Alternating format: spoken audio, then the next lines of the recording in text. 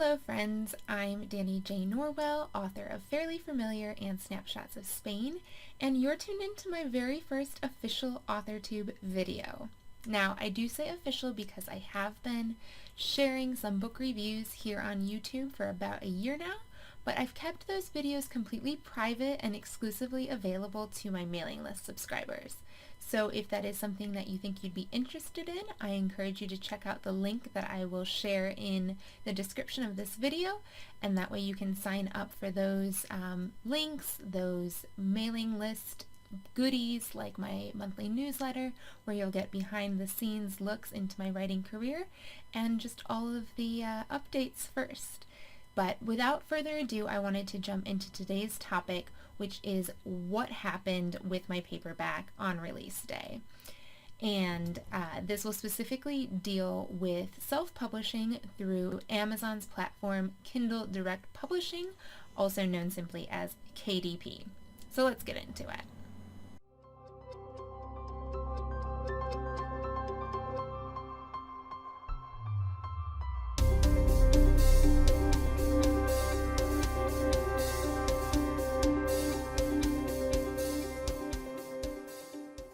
So I'm going to try to be as succinct as possible in this video because if I get into all of the nitty-gritty details, I know I could go on for like an hour about this. But I will try to kind of just give you a brief overview of what was going on in the background, behind the scenes for me on release day.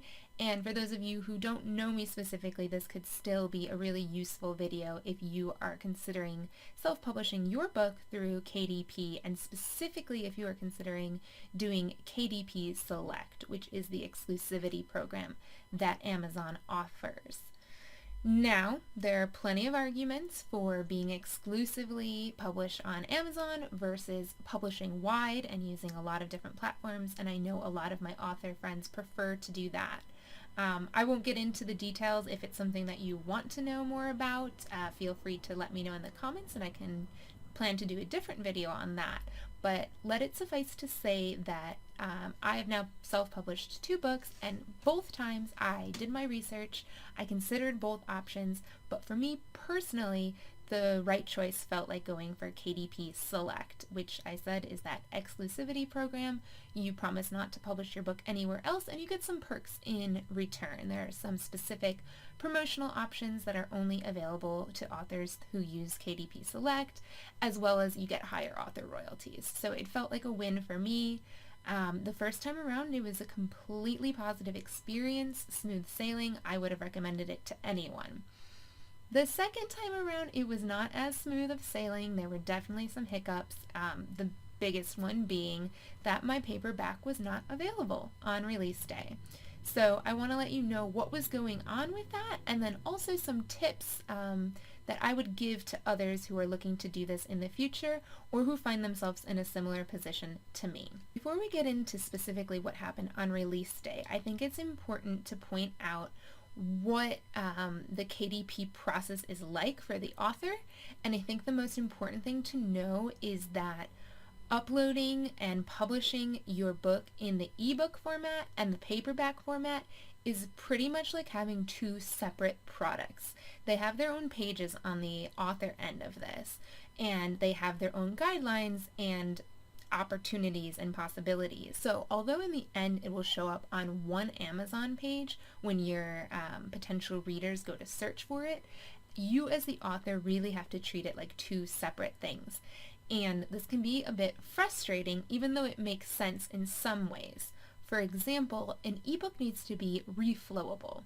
People are going to download it onto different devices, and you want your formatting to support that so that they can look at your book and it will make sense no matter if they're reading it on a phone or a larger Kindle device. So for that reason, it's very different from the paperback, which you're going to go through and really painstakingly format to sit exactly on the pages the way that you want, because that's the way that all of the books will be printed. So I get that difference. I understand why those need to be 2 separate products for the sake of the design and the format, in addition to the fact that for the ebook, your cover will simply be one one photo image. It's that little rectangle, that's all it is. Whereas for a paperback cover, you're also going to want to cover the front, the spine, and the back cover. So these things I understand, and I do appreciate that it needs to be different. The process needs to look different for an ebook versus a paperback. However, there is one other difference that I find really frustrating between the ebook and the paperback experience, and that's that Amazon allows for you to set up a pre-order option on your ebook, but not on your paperback. What this means is that you can submit your ebook well in advance. You can go through the whole process of making sure that it is approved, of making sure that everything is in order. You can set up that sales page. You can input the exact publish date that you want, and people can order your book in advance, and they just simply won't receive it on their Kindle device until the day it releases.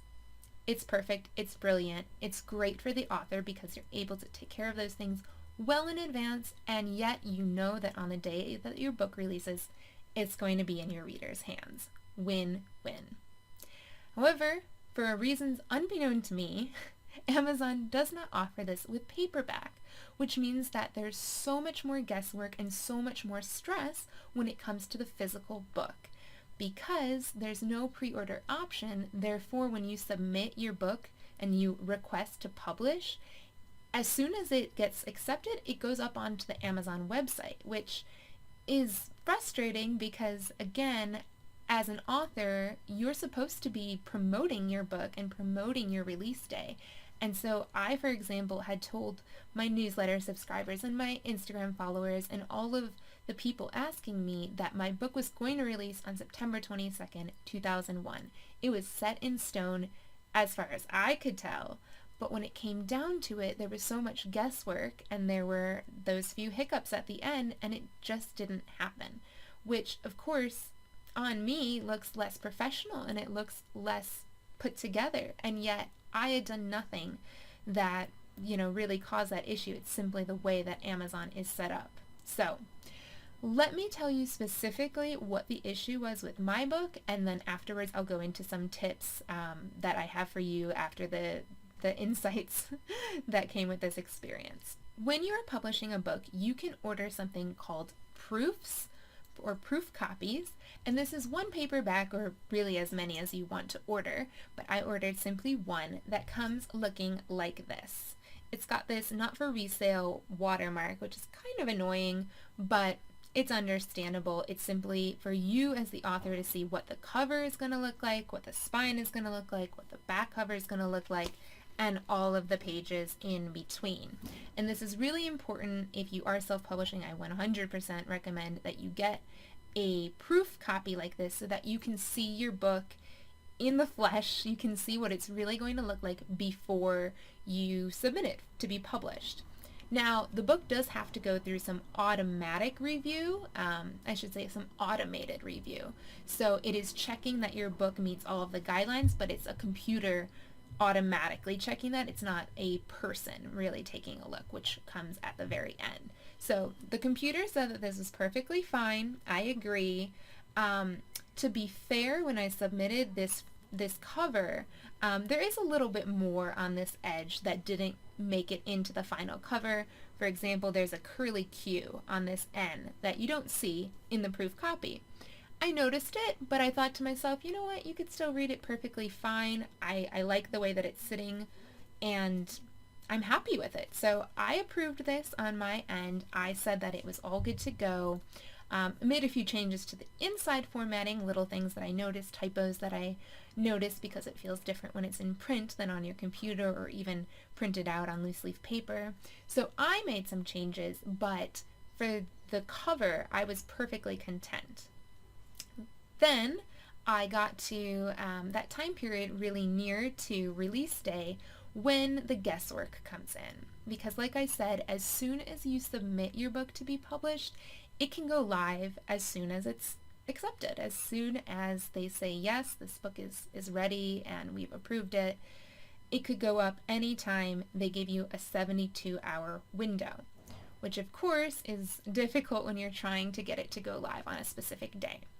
So my first time around when I published Fairly Familiar, I gave it about 36 to 40 hours before I wanted it to go live. And I couldn't tell you exactly when that book did go up on the Amazon website, but by the time I woke up on release day, it was there. So that worked perfectly well. I would have suggested that timetable to you as well.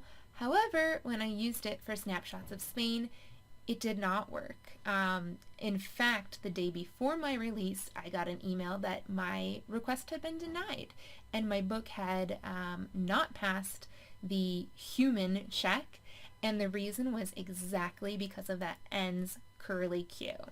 So you can see here, this is what they're talking about. You see there is this tiny bit more of the curly Q that could go on the cover, and in fact did when it got printed. This is the cover that they denied the day before my release day, and so I made some changes. I moved it over a little bit, I resubmitted it, and again on release day it got denied. And as you can imagine, I was super frustrated. I wanted to be celebrating my big day that I'd been working towards for months and years, and I kind of felt like I couldn't because there was this huge issue, and I had people reaching out to me and asking me, hey, is your book not available on Amazon in Spain? Is it not available on Amazon in Germany? I'm trying to find it and I can't. And of course I have to tell them, no, it's going to be available worldwide. There's just an issue with it right now. And it was very bittersweet and frustrating. And eventually what happened is my husband and I went in and we photoshopped the image to cut off that N. So this is the final product. This is what it ended up looking like, where we just covered this up so that the computer, or I guess the human who is checking it, would no longer see that there even should be a curly Q. Therefore, this got approved, and this is the final product. Yeah, I do prefer the way that my cover design artist did it. I do like the little curly Q, but it was a matter of finally getting this approved, and so this is what it ended up being. So that was the issue. That was all that was happening behind the scenes. It was me, sending back and forth a number of emails to Amazon's customer support, like author support, as well as talking to them on the phone. I mean, they were very friendly. They tried to listen, and they agreed with me that it would just help if they offered the pre-order on paperback.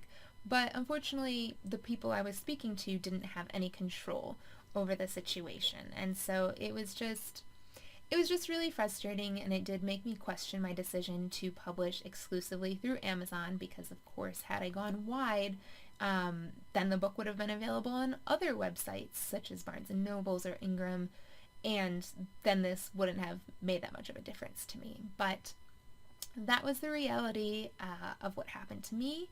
And so I want to share a couple of tips, a couple of considerations if you find yourself in a similar situation. So first off, I will say that the person that I worked with to design my cover was not a professional cover design artist. She had never done this before, and perhaps if I had worked with somebody with prior experience, this just would not have been an issue, because I'm sure if somebody had done this before, or for example, if my cover design artist does this again, she'll know how finicky Amazon can be, and she probably wouldn't make those same errors. Again, it was not an error in my opinion, and I do not at all regret working with the person I worked with. I think she did a beautiful job, and she designed the cover exactly how I wanted it to look.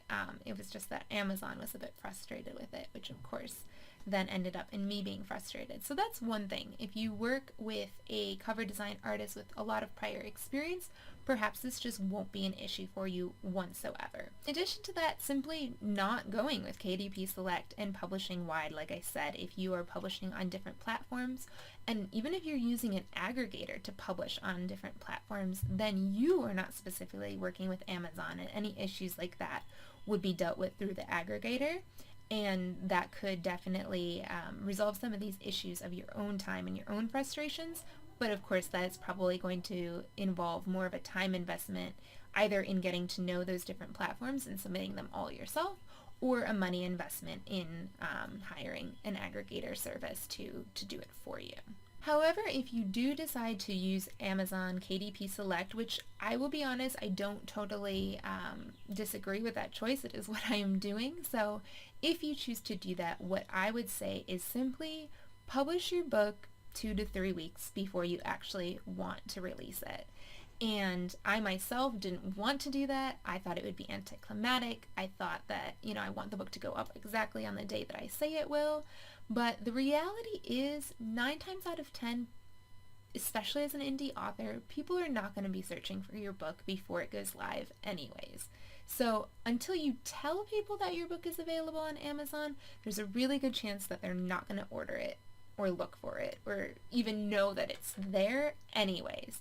So I would personally do yourself the favor, and I in the future will do myself the favor of posting it, submitting it for publishing well in advance so that if any of these issues come up again, I have ample time and energy and headspace to deal with it, rather than trying to deal with it on release day when you have a bunch of other things going on and you're trying to be excited. Also, fun little tip, you can order author copies through Amazon. And in that case, you simply pay the printing cost, and then you can sell those books on your own website or however else you want to sell them. It's completely legal. It's completely agreed upon by Amazon. However, I've noticed that they certainly do not rush your orders.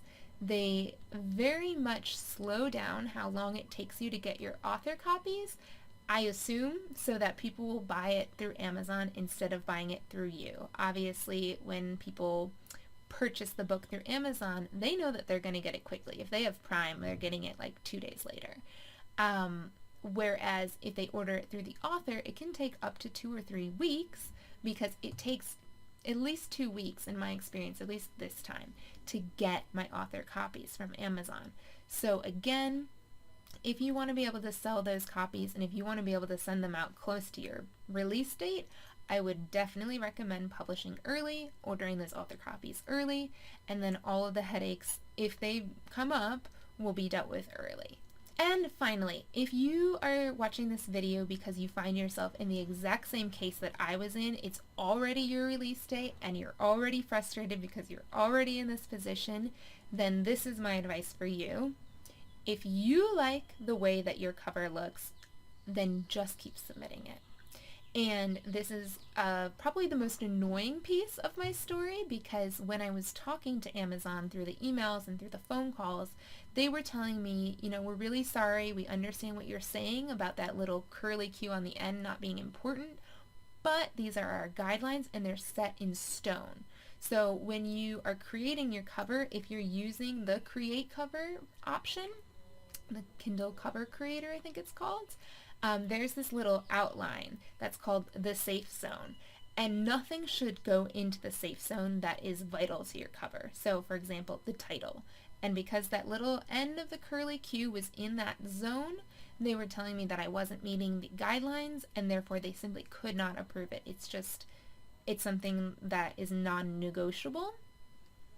However, the reason I'm able to show you this intermediate cover where the curly Q made it is because they did approve it.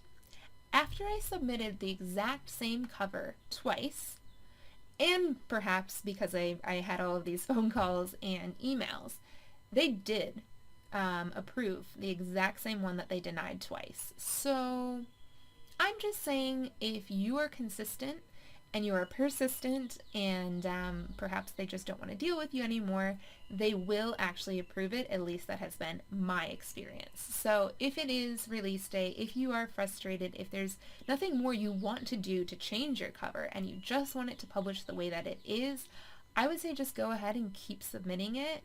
If you have an experience like me, that's exactly what will happen. So the reason you might be wondering why I didn't just stick with this one, which was my second one that I submitted, is because in order to get the curly Q onto the front, I had to mess up the spine. And I didn't really like that. I don't think it looks very professional the way that it ended up here. So the reason that I did go ahead and follow through on changing the cover again was so that the spine would look a lot better. Now, when I resubmitted that new one, the exact same thing happened to me. They denied it the first time. I resubmitted the exact same file, changing absolutely nothing, and they approved it the second time. So, of course, this is anecdotal evidence. I do not have, real information from Amazon that says that they will do that, but that has been my experience, and I assume that a similar thing would happen to you. So if you've already found yourself in that frustrating position, I would just say go ahead, keep trying, keep plugging along, because that's what worked for me. So that is the experience. That is what happened. I'm so sorry to everybody who did try to purchase my book in the paperback format on release day.